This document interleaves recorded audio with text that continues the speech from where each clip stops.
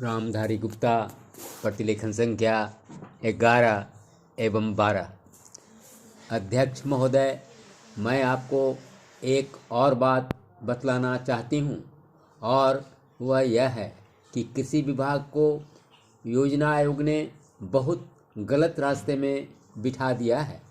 उन लोगों के पास लड़ने के लिए दम नहीं है और देश में खाद्यान्न का उत्पादन बढ़ाने के लिए जो योजनाएं चाहिए और उनके लिए जो धनराशि चाहिए वे उनको पूरी तरह स्वीकृत नहीं करा पाते हैं।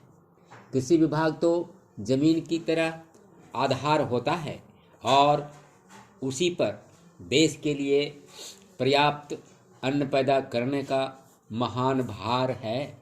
इसलिए यह बहुत आवश्यक है कि अधिक अन्न उपजाने के मार्ग में जो भी आवश्यक कदम यह विभाग उठाना चाहे उसमें किसी तरह की रुकावट न हो।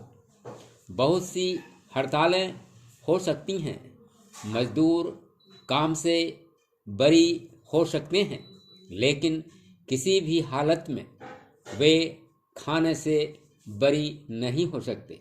अब हम देखते हैं कि मिलों और कारखानों में हड़तालें हो जाती हैं, छुट्टी हो जाती है, तो आम काम के दिनों की अपेक्षा लोग उन दिनों में ज़्यादा खाना खाते हैं, ज़्यादा दावतें करते हैं।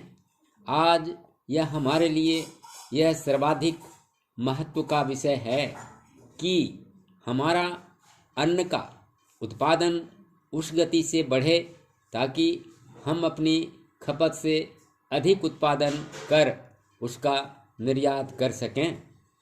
सरकार तथा इस मंत्रालय के लिए यह समस्या एक बड़ा सिरदर्द पैदा कर रही है।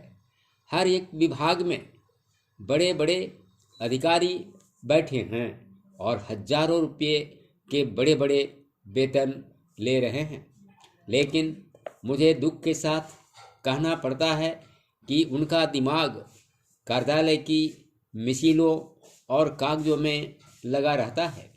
इस विभाग का काम बहुत ही महत्वपूर्ण है। प्राकृतिक कोप के कारण जो समय समय पर हमारी फसलों को नुकसान होता है, इससे भी अपनी फसलों की रक्षा करने के लिए आवश्यक कदम उठाना इसके जिम्मे है। आज मेरे पास लखनऊ से कुछ लोग आए थे और वे लोग बोल रहे थे कि यहाँ दिल्ली में इस अवसर पर ठंडी हवा चल रही है और आप यहाँ दरवाजे बंद करके बैठे हैं या आराम से लेटे हैं, लेकिन हमारी तो जान खतरे में है। वहाँ ओले गिर रहे हैं और हमारी गेहूं की फसल खतरे में है। अब यह इस विभाग का काम है कि चूँकि हवा में पानी ज़्यादा होता है, इसलिए फसल के बचाव के लिए उस पर नियंत्रण किया जाए जिससे फसल की हानि न हो। अध्यक्ष महोदय, जिस भावना से मैंने यह बिल पेश किया है उसको विरोधी पक्ष के लगभग सभी सदस्यों ने एक मत से महसूस किया है कि देश में बेकारी की जो समस्या है वह एक भयंकर समस्या है और उसके कारण हमारे देश का विकास, चाहे वह सामाजिक हो, आर्थिक हो या सांस्कृतिक हो, रुका हुआ है और ऐसी स्थिति में हम आगे बढ़ नहीं सकते हैं। इसी प्रकार से इस परिस्थिति का निर्माण हम पिछले 54 वर्षों से देख रहे हैं। मंत्री महोदय ने यहाँ पर अभी कहा कि राष्ट्रपति इस काम को नहीं कर सकते हैं क्योंकि वह उनके अधिकार के बाहर है। आप राज्यों में राज्यपाल शासन स्थापित करते हैं। जब यह देखते हैं कि किसी राज्य में वहाँ की व्यवस्था, वहाँ का विकास ठीक नहीं हो रहा है। जब किसी राज्य में गड़बड़ी फैल रही हो तो विकास का काम समाप्त हो गया हो और जिम्मेदारी से लोग काम न करते हों तो वहाँ पर राज्यपाल शासन स्थापित किया जाता है। ऐसे बहुत से उदाहरण हमारे देश में मौजूद हैं।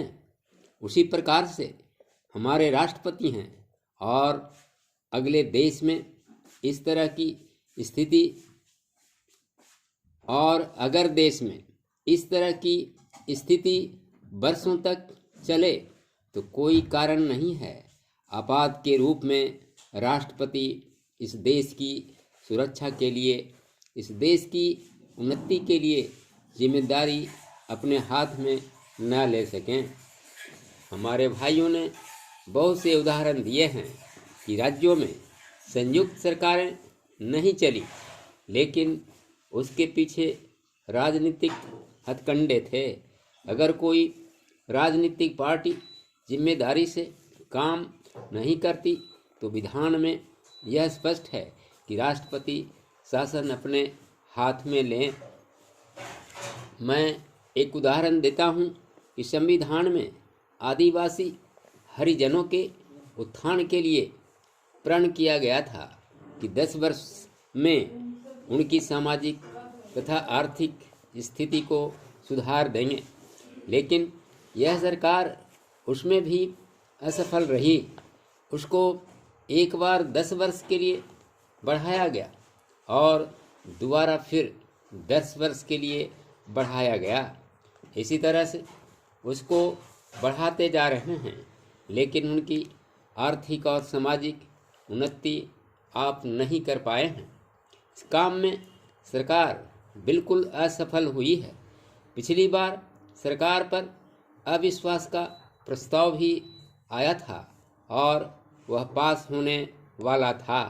इसलिए मेरा कहना है कि हमारे देश में यह जो बेकारी की समस्या है वह एक बहुत ही भयंकर समस्या है।